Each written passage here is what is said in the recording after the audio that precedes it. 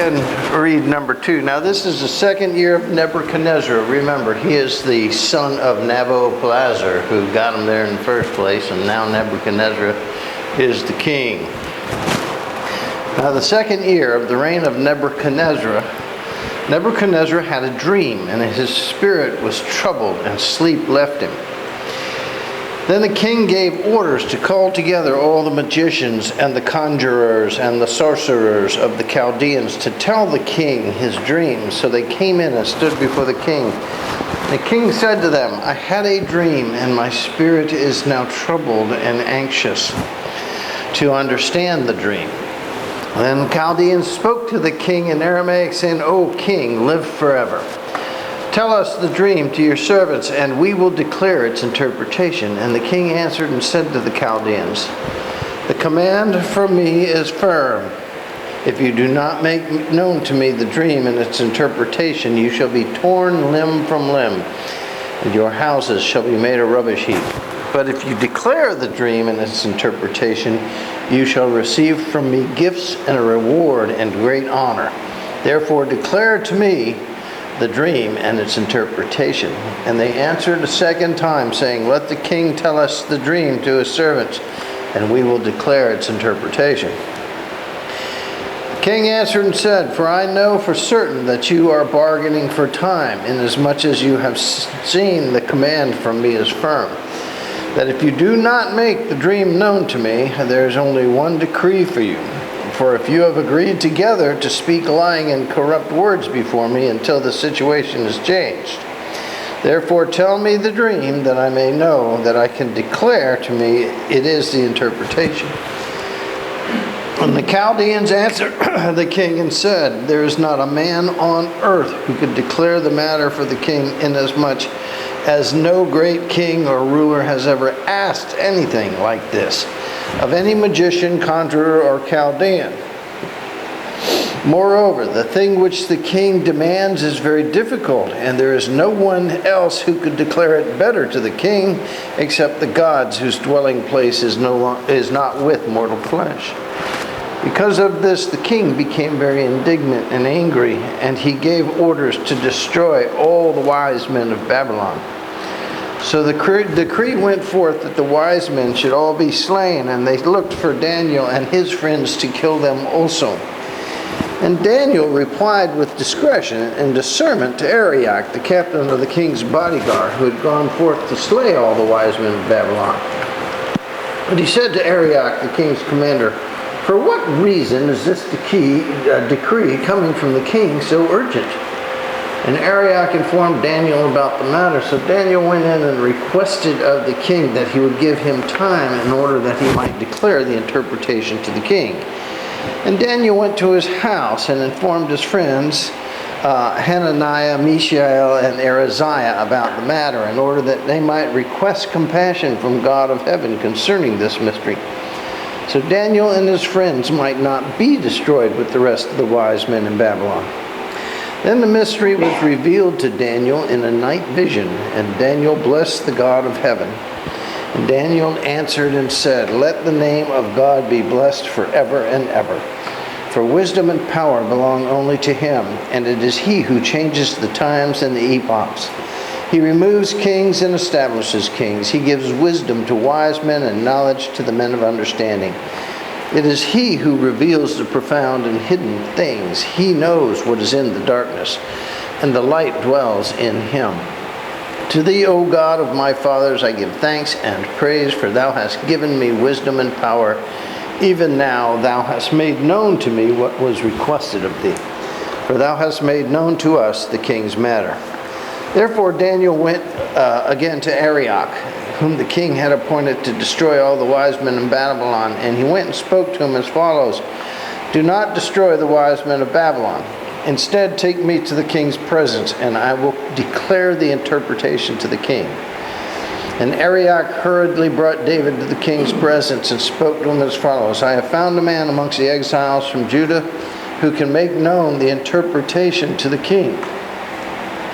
The king answered and said to Daniel, whose name was Belteshazzar, "Are you able to make known to me the dream which I have seen and its interpretation?" Daniel answered before the king and said, "As for the mystery about which the king has inquired, neither wise men, conjurers, magicians, nor diviners will be able to declare it to the king.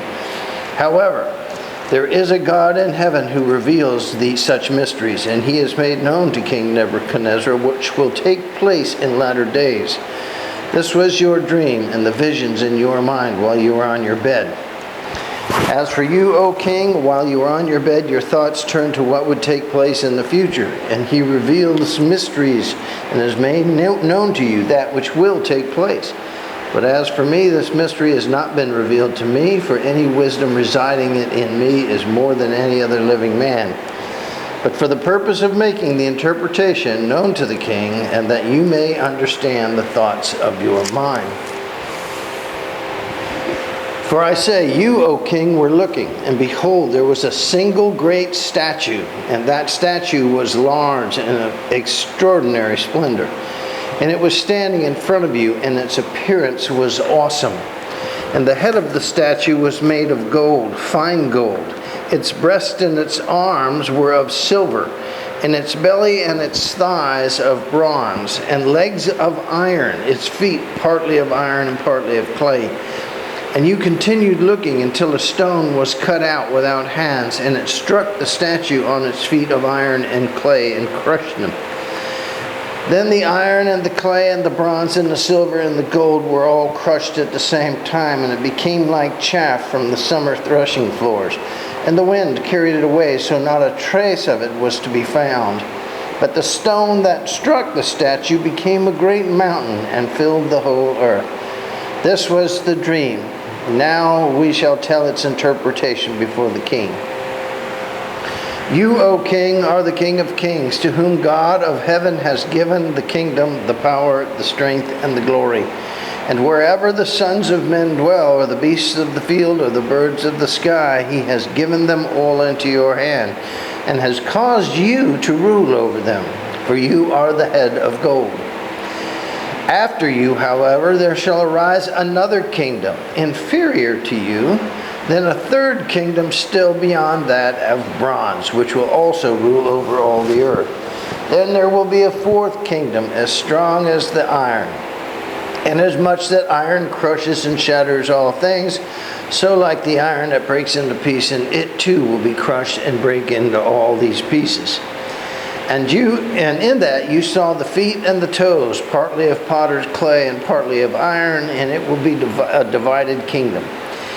And it will have, in it the toughness is iron, inasmuch as you saw the iron mixed with the common clay. And as the toes and the feet were partly of iron and partly of pottery, so some of the kingdom will be strong, and some of it will be brittle. And in that you saw the iron mixed with the common clay. They will combine with one another in the seed of men, but they will not adhere to one another, even as iron does not combine with pottery. And in the days of those kings, God of heaven will set up a kingdom that will never be destroyed, and that kingdom will not be left for another people.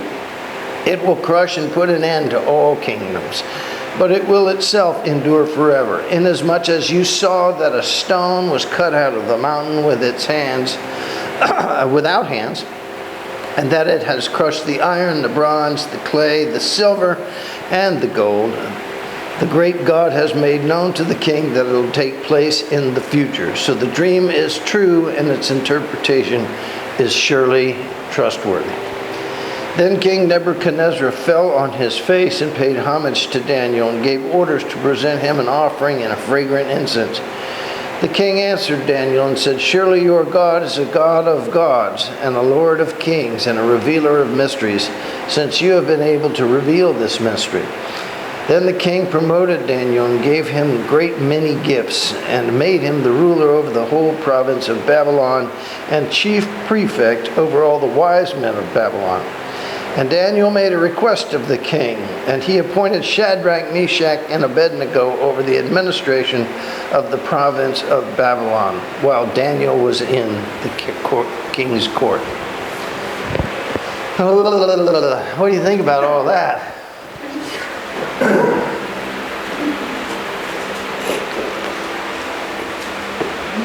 We kind of touched this last week a little bit, in that when I told you of the great statue and all that, they represent different kingdoms that will rise and fall. Roughly concerning, remember, they went to Babylon 589, something like that, around that area, 587. So they'd been there a little while. Daniel's getting a little older. Things are going on. Jerusalem they will come back and rebuild Jerusalem, and those walls will be dedicated at that time, roughly at about 414 BC. Well, over the next zillion years that would proceed after them, all these kingdoms would happen. There would be the gold one, which is Nebuchadnezzar, then the silver, and the silver were the Greeks, I think. They were the Greeks. Then the Medes and the Persians would come in, and then no, I got that wrong. It was, let me remember here. First it was Babylon.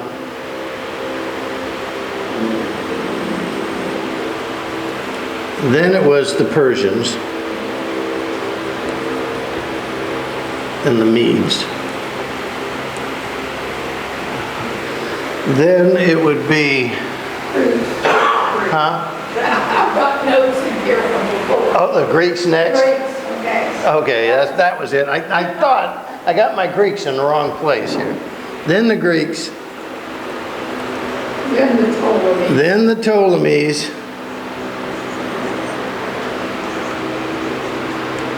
And this was the Seleucids too. And then the Romans. And they would be iron. And the great mountain that would be caused to come up would be Jesus. And his kingdom shall never end. So this is how it was. Now the problem is we're still back here at 587 to, we'll just go 414 is when they went home to Jerusalem and rededicated the temple and the wall. So we know that the Jews were back in Jerusalem by that time, by 414. So everything else of Daniel is from roughly around 587. I would even put that less, maybe at 570, because they had to conquer them. They had to destroy the city. They had to kill everybody. And it takes a long time to do all this stuff. And then they had to gather up who was going to come back to Babylon, who would be taken as hostages. And then they would have to come all the way back to Babylon. So, that takes time. They didn't have mass transit. They didn't have aircraft.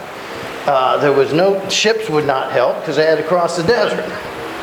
So eventually it would take a long time to get them back. In fact, they probably all didn't even get back till probably 550 or even less, 540 in that area. And then they would be in captivity until they got back. Captivity would officially end when they came back, rebuilt a little bit of the temple, and dedicated the walls. And that was in 414. So when that happened, captivity officially ended.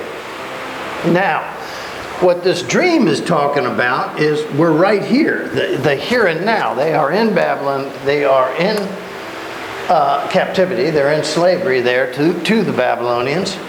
And the rest of this hasn't happened yet. So we're 400 years in the future. But what we do know is this group would show up and destroy the Babylon.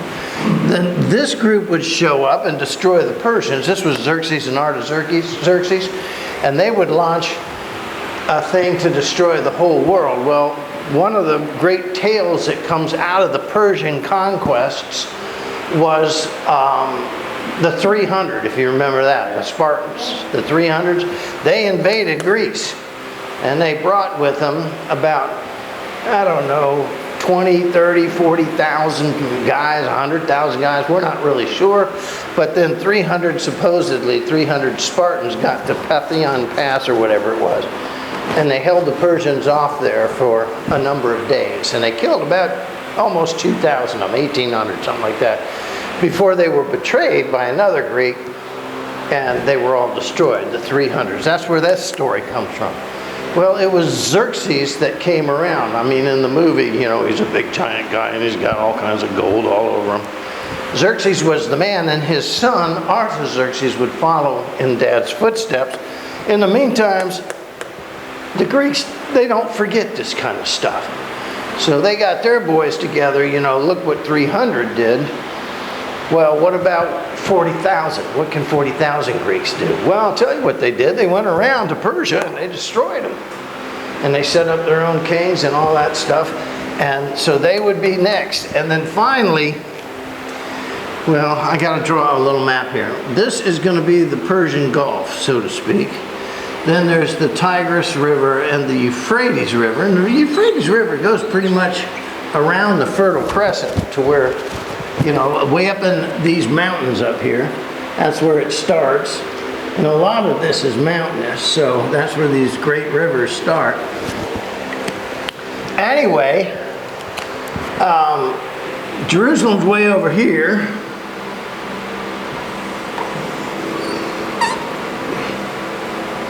So they would have to come back from this area of Babylon back around this way to Jerusalem to rebuild it. This is just all uninhabitable desert here. And so you had to basically follow the water.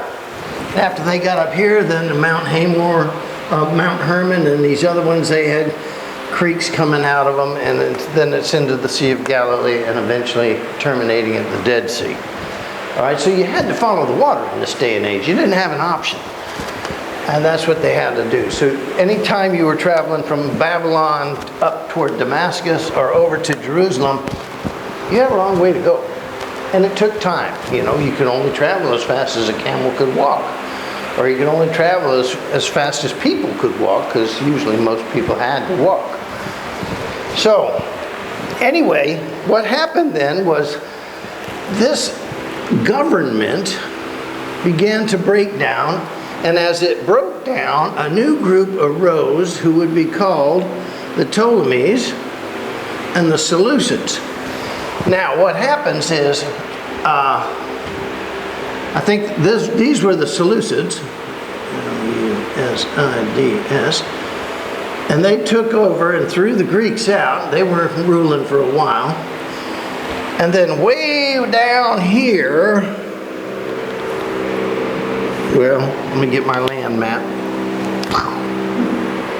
Way down here in Egypt, they had gone into, and they became the Ptolemies. Now the Ptolemies heard about all the great treasures and all the great everything and all the great stories. So did the Seleucids. So they came around. The Seleucids came this way. Let me get my Seleucids color. They came around this way. And the Ptolemies came up this way. And the two would clash and begin to fight over what we call the Holy Land today. And these two armies were slamming into each other, tearing everything up, taking all the foods and herds and that stuff to feed their own soldiers. They were basically killing each other for the rights and the gold and the treasure and all that stuff, but they didn't want to do it in their own property. And that's the best way to fight a war. If you're going to fight a war, go somewhere else and fight it, so you don't destroy what you have. So when you come home, your house is still here, and the business is still here, and your mother-in-law is still here. So you go home to all those treasures. So that's what they were doing. Well, this raged on for quite a while, decades and decades and decades. And finally, there was some Jews, Judas mostly, Judas Maccabeus. Judas Maccabeus got a few of his boys together and said, "Gentlemen, I am tired. Every time I try and build a shed, these guys tear it down. Every time I get a sheep, these guys grab it and feed their soldiers with it. Every time." Judas Maccabeus was the leader, rose up. We're not sure, questionable about how he got to power or whatever, but he did. And there's a lot of different theories behind it. But he got the Jews together and said, why don't we throw both of these people out of here? And that's what they did. And they threw them both out and they destroyed them. And the Seleucids went home beat up. And the Ptolemies, what was left of them, went home beat up. And for the first time, and I'm thinking the year was around 139 BC, that the Jews had won for themselves independence. And that's the whole thing behind Hanukkah. The Hanukkah and the candles and the 8 days they were fighting in Jerusalem, and they had no oil for the lamp of God and the presence of God. The lamp of God represented the presence of God. And they put what little oil they had in it, and the lamp burned for 8 days until the war was finished. And the Jews were triumphant. So Hanukkah is to the Jew what the 4th of July is to us. Actually, it's better than 4th of July because Hanukkah represents the end of the war, and the soldiers went home and they, for the first time, had independence of Israel. 4th of July for us, that's just when we declared war. We'd still have another 5 to 8 years to fight it before we'd win independence. So 1776 is important to us, but it really wasn't won until about 1783 to 85, somewhere in there. I don't know. You'd have to check the history books. But we had a good 5 to 8 years of war following our declaration. These guys declared independence at the end of the war. So that's what's going on, and that's what all of this is to this point. Well, they didn't have much of a vacation or independence, because in about 10 to 19 years later, a new kid would come to town, and he would call himself Caesar. And of course, the Romans moved in and then directed it until roughly about, I want to say 311, 312 AD, not BC. 311, Constantine would come against Rome and destroy it. 311, right in there somewhere, AD. Now that's the history that we know of. The miracle of this chapter is Daniel's a young boy, probably 14, 15, and he's telling the king what's going to happen for the next 400 or 500 years, and literally to the end of time. And people go, oh, well, this book is just a bunch of fairy tales and stories written by men. It's not the Word of God. Well, explain this for me, somebody. The accuracy of this from the mouth of a little young boy about 14, 15 years old to a mighty king who was just told, you're going to lose this kingdom. And there will be a whole lot of kingdoms following you. And it's as true as I'm standing here. Kill me if you want, but I'm telling you, this is what my God has told me is going to happen. This wouldn't make sense to Daniel. He's a 14-year-old kid. This wouldn't make sense to Daniel. What's a Roman? That'd be like you going back to Daniel and trying to explain to him an automobile, an internal combustion engine. He wouldn't know what that was. He wouldn't know these guys. He wouldn't know the Greeks.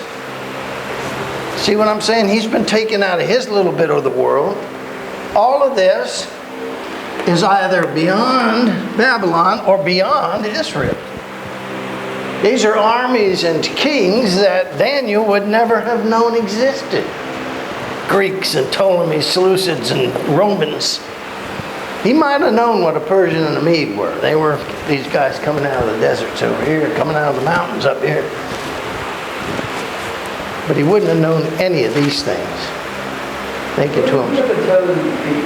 Huh? Who were the toes and the feet? The clay and the iron. That's these guys. And the iron would be the Romans. The Romans would come in and eventually take over. And they would destroy everything. And of course they would rule in Jerusalem from about I'm going to say 119, somewhere in there. I don't know. Google it. When Roman took over Israel. And then they would last until about 311, I think is when Constantine destroyed Rome. And again, don't hold me to these dates. It's been 50 years since I've studied this stuff. I'm just kind of winging it here. 50 years ago, God put that in my brain. So it's in a jar somewhere way in the back. And it's really dusty. So I don't go there because of allergies. So I can't always remember this stuff exactly. I knew I had the Greeks in the wrong place. Where does Alexander the Great go? Alexander the Great. He was the Greek. Alexander the Great was the Greek. Excuse me. Death smoothie. She puts so much cayenne in that thing. Yeah. There's a reason I call that the death smoothie every day. So if I'm ever in a bad mood, that's how I start my day. So anyway, and we know what gives incredible substantiation and incredible authenticity to the Word of God is the fact that this was all told through a 14, 15-year-old boy 500 years, 400 years before it happened. And then our history, our own history, sees it play itself out with a vengeance. Around the same time, or actually a little bit before, up around in the 900s, way up here, BC, another man was telling stories. His name was Isaiah. A-I-A-H. And in Isaiah, along with some other prophets and stuff like that, a zillion, well, 287 actually, 287 prophecies was being made. Just as these were all prophecies to the king of Babylon, these were all prophecies to people who are Hebrews and eventually would become Christians. That this man will be known for a couple of reasons. First of all, they're waiting for Messiah. They're grabbing all the clues of Messiah. And then when they all play themselves out, he identifies as Messiah. John identifies as Elijah. And then this kingdom is going to be forever and ever without end, as was also prophesied. Of his kingdom there will be no end. All right, so at the same time this kid's telling stories about what's going to happen in the secular world, Isaiah is prophesying what's going to happen in the spiritual world. Now, gentlemen and ladies, the strength of this is that both worlds came true with vengeance, just as God said it would in his scriptures. Whether that scripture be foretold by a 14-year-old boy or an aged prophet doesn't make any difference. This came 100% true, this came 100% true, and we didn't have nothing to do with it. So now, tell me again how this is just a bunch of books of fairy tales and silly stories written by men. Okay, I can get that. Jesus told a lot of stories. Was there really a good Samaritan? Was there really, 10 guys with leprosy? I can get the critics' questions on those things. Maybe they were just stories. Remember, a parable doesn't create truth. It simply highlights it. So whether you tell a story about a shepherd, or you're telling a story about a woman in a well, or whether you're telling a story about whatever, all you're doing is highlighting the truth that God is here. God is still God. You are not. And it would behoove you, whatever that means, to get on board with some of this stuff. All of history is telling us that God's Word is true. It doesn't need proving or someone to substantiate it or to evidence it. It's its own evidence.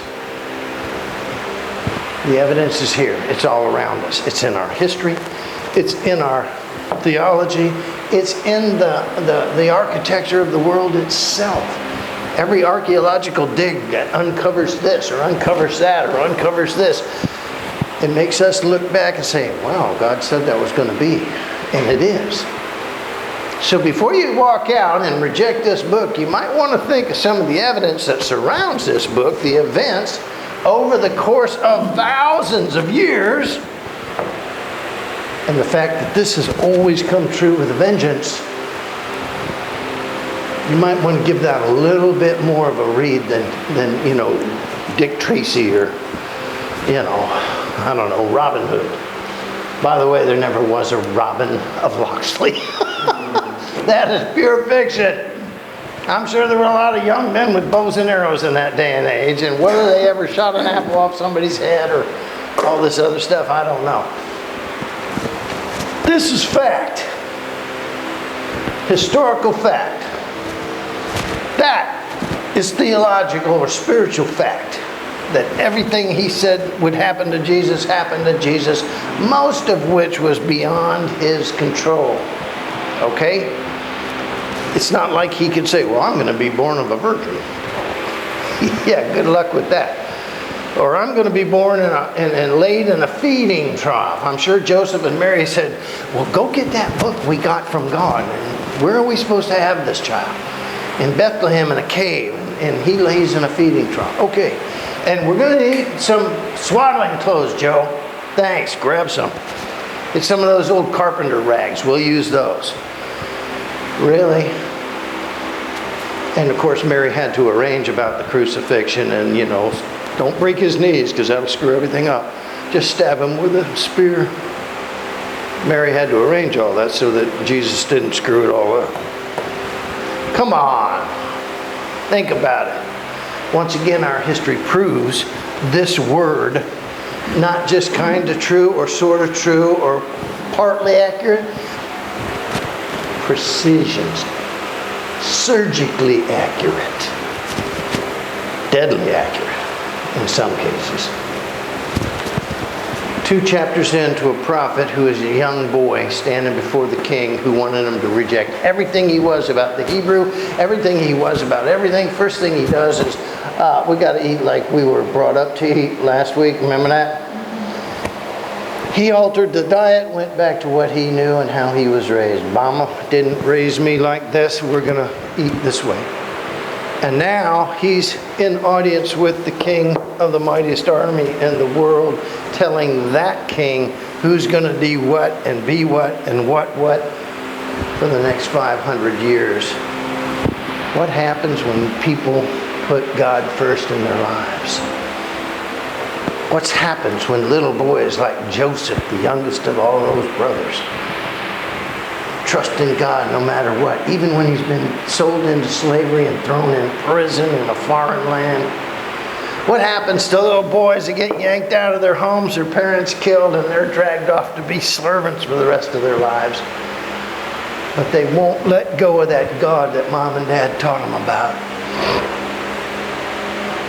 Well, they become great men. And history proves them as great men. And God says, the humble I will rise up. Those who remember me, I will lift up. Those who trust in me, I'll put their feet upon high places. The proud, the mighty, that think I can do it myself, they will be destroyed. King 1, King 2, King 3, King 4, King 5. All kings, almighty armies, almighty powerful, and where are they now? Where are they now? Well, Babylon still exists, although we don't call it that anymore. It's now Iraq and Iran. One of them still exists, Iran.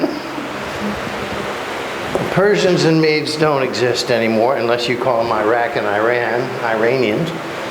The Greeks are broke in a tiny little country that needs you to take a Grecian vacation there and spend money because they're starving to death. The Ptolemies and Seleucids don't exist anymore unless you want to call them Egyptians, way over there. And the Romans, well, come on, it's Italy. They're eating pizzas. And if you go there, they'll hand you a glass of wine, not a sword to your throat. And they'll give you a hunk of cheese in the south or potato chips in the north, depending on what you're in the mood for. Not the great Caesar it once was. Oh, they still got the busted up buildings there that you can pay a fortune for to see. You know, the Colosseum where they killed 1 million Christians because they had no chance of survival. Oh, wait, that was that kingdom that would never end, right? Here you all are hiding out in First Covenant.